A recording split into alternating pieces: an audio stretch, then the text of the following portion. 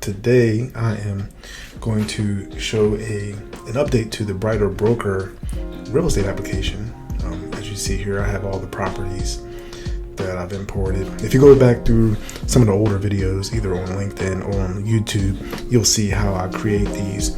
Basically, it's an API call based on a user inputting an address, and then the API call will go out and get the rest of the information, the image, latitude and longitude, which we use to create the map, the value estimate, the rent estimate. All these things come from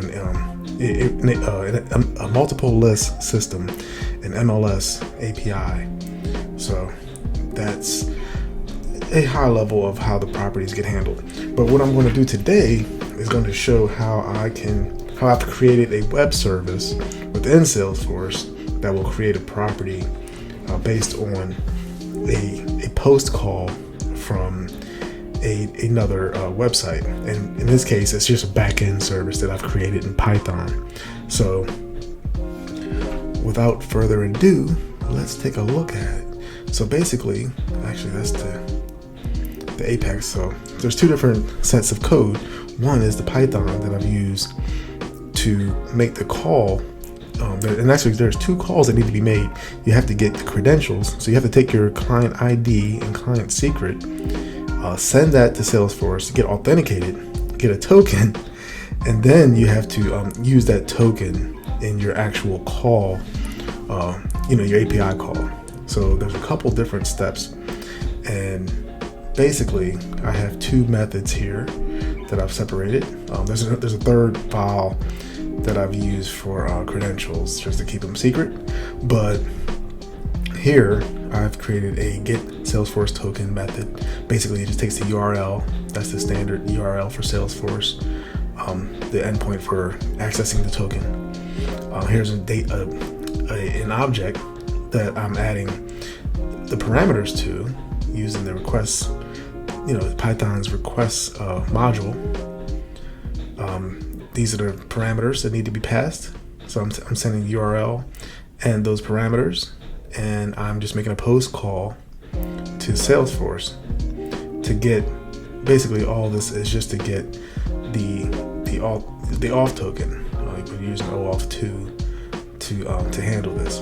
And then the second process that gets handled is the actual post request to Salesforce. This address, I've gotten this from a property that's on the market, so I said, well, let's go ahead and use this address. There's a house that's nearby from where I live, and I said, well, let's go ahead and use this one and bring it into our system, because the whole goal is to bring in properties within your target area in order to work those properties and use them as leads and generate sales at the long run. So I'm actually going to use all these methods and processes in my part-time company's backend. But obviously, full-time as a developer, this is a lot of fun. So I get to use it in two different ways. So here is basically it's a basic HTTP call out. It's a post request to this endpoint, and this endpoint is over in the Apex side. So if you go over on the Apex side, which we'll do now, it's just an Apex class. It's exposed. It's global, and it's annotated with the REST resource. The endpoint is property. That's also the custom object with which we would like to create. We are going to get a JSON body. We're going to serialize it, and then we're going to create some variables, and then do some regular old Apex and create a property and insert it.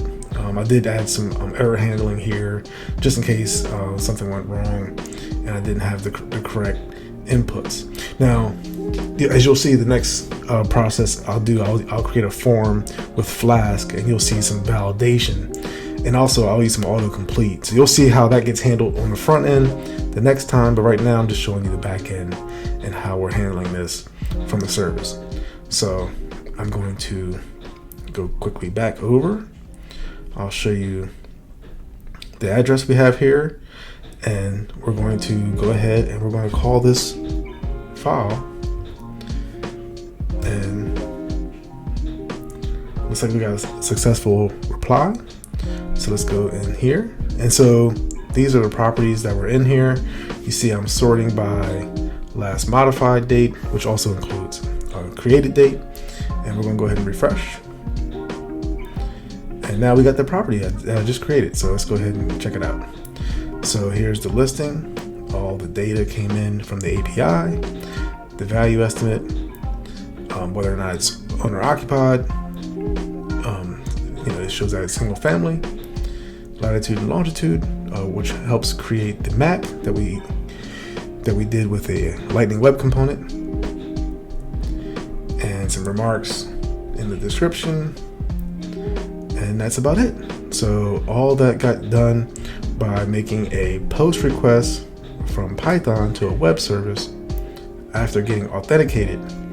So a lot going on there, but basically it's authentication, the post request from Python, the Apex web service, and then another call out to the API in order to fulfill the request. So lots of different things happening here.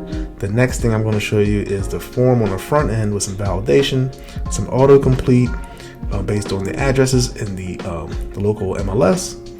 So we're going to have a lot of fun. So that's it. Thanks for watching this with me, and I'll talk to you later. Bye.